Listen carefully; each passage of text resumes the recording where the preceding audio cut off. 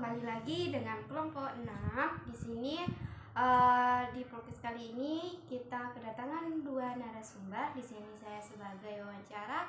Nama saya Nia NIM 21023. Hai, perkenalkan nama saya Mauliana Sitria, NIM 2001006.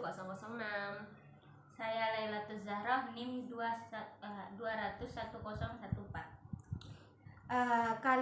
Tema kali ini tentang kerangka perencanaan usaha, yang dimana pastinya di dalam suatu bisnis atau usaha itu kita harus merancang atau melakukan kerangka perencanaan usaha. Sebelum melakukan tentunya kita harus mengetahui bagaimana kerangka perencanaan usaha itu sendiri. Nah, untuk menurut Kak Silvi atau Kak Ila, kerangka perencanaan usaha itu seperti apa? Bicara dengan kerangka perencanaan usaha, sebelumnya kan sebelum melakukan kerangka pastinya kita agar perusahaannya kita atau usaha kita itu berjalan dengan jalan yang lancar, yang benar, maka seorang wirausaha yang itu akan melakukan atau menyusun business plan.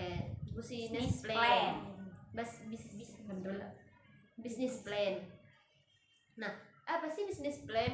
Business plan sendiri itu yang menyatakan atau dokumen di mana keyakinan atau kemampuan dalam melakukan suatu bisnis itu untuk menjual barang atau jasa, di mana dengan menghasilkan keuntungan yang memuaskan atau menarik bagi bagi konsumen yang membeli.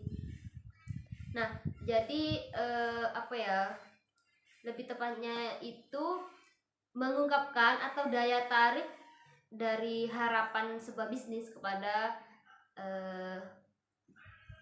kita.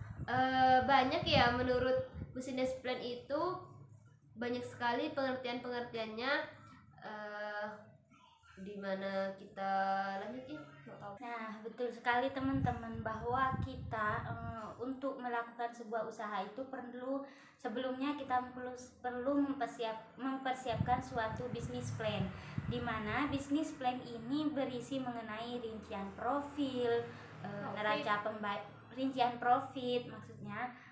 neraca pembayaran, proyeksi aliran kas, dan lain sebagainya, atau intinya adalah keluar masuknya uang yang akan kita lakukan selama berbisnis. Itu yang disebut dengan bisnis plan. Nah, biasanya kan bisnis plan itu yang dimaksud dengan dokumen tertulis. Maksudnya dokumen tertulis itu yang disiapkan oleh wirausaha untuk menggambarkan unsur-unsur yang relevan seperti baik internal maupun eksternal. Ya, yang maupun dari dalam ataupun dari luar gitu ya. Jelaskan plan bisnis itu seperti halnya kita membuat perencanaan bisnis. Baik. Yang sudah dijelaskan oleh dua narasumber kita, Kak Silvi sama Kak, merupakan suatu perencanaan atau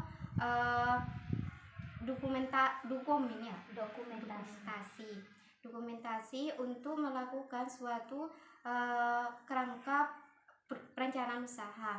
Nah, untuk kerangka perencanaan usaha dalam suatu bisnis itu seperti halnya kayak apa?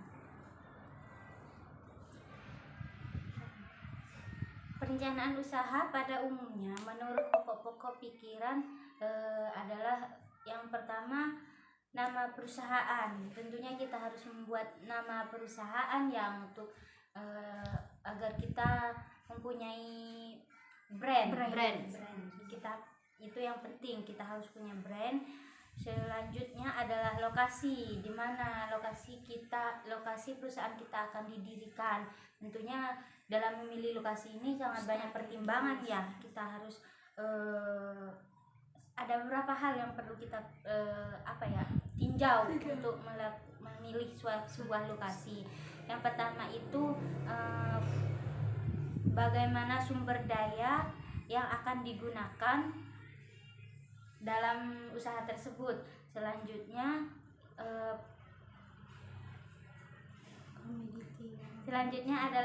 selanjutnya adalah daerah pemasaran atau target pasar yang akan kita jadikan target usaha tersebut.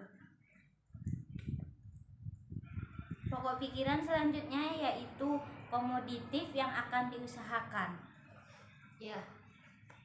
Nah, biasanya di komoditif yang akan diusahakan itu mempertimbangkan hal-hal di mana seperti teridentifikasinya kebutuhan yang tersembunyi oleh masyarakat, terus kurangnya saingan dalam melakukan suatu bidang usaha yang sudah kita kerjakan itu, terus adanya kemampuan yang meyakinkan untuk bersaing. Seperti biasanya ya kita udah punya kemampuan nih untuk ya bersaing dengan ini, tapi kan setidaknya kita tidak boleh untuk melakukan persaingan gitu ya kalau dalam wirausaha, dimana rezeki kita ya disitulah kita menempatkan usaha kita. Nah, yang keempat itu ada konsumen yang dituju. Nah, di sini jika jenis usaha yang dijalankan itu berbentuk seperti industri gitu, nah tentu saja konsumennya itu dituju lebih jauh dibandingkan dengan usaha-usaha dalam seperti pertukuan, karena ya namanya juga industri ya pastinya lebih besar gitu daripada pertukuan. Terus pasar yang dimasuki, dalam pasar yang dimasuki ini yang akan menempatkan perusahaannya itu sebagai pemimpin itu seperti apa, pemimpin pasar itu seperti apa, terus penantang pasarnya itu gimana, pengikut pasarnya tuh gimana sih gitu.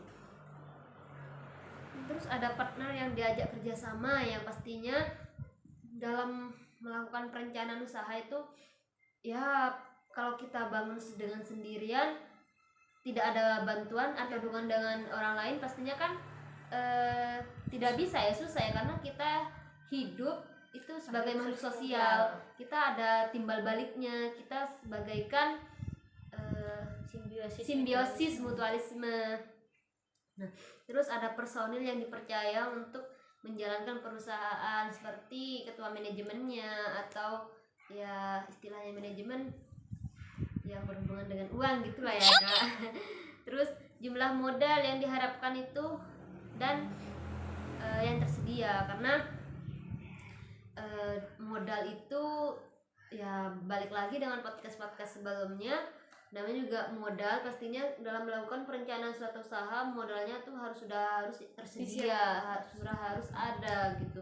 Dan bagaimana caranya kita mengelola modal itu dengan cukup, dengan apa ya, ya istilahnya cukup untuk melakukan suatu usaha itu. Terus yang ada peralatan perusahaan yang perlu disediakan, ya biasanya itu peralatan usaha, ya seperti itu. Terus biasanya apa ya, yang terakhir itu ada penyebaran promosi. Nah, penyebaran promosi ini yang belum dikenal oleh masyarakat. Misalnya kita membuat produk baru dengan brand baru gitu kan, pastinya ini brandnya siapa ini, kan kita belum tahu nih.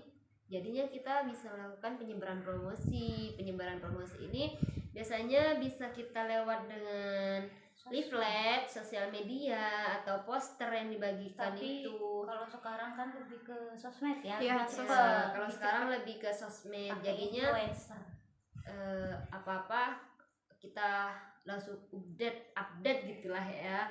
Apalagi zaman sekarang sudah penuh dengan hal yang modern seperti itu ya Kak. Anak kecil aja sudah mengerti mengenai teknologi, gadget seperti itu. Ya, intinya dari kerangka perencanaan usaha itu seperti halnya kita menentukan perusahaan kita sendiri, nama dari perusahaan kita.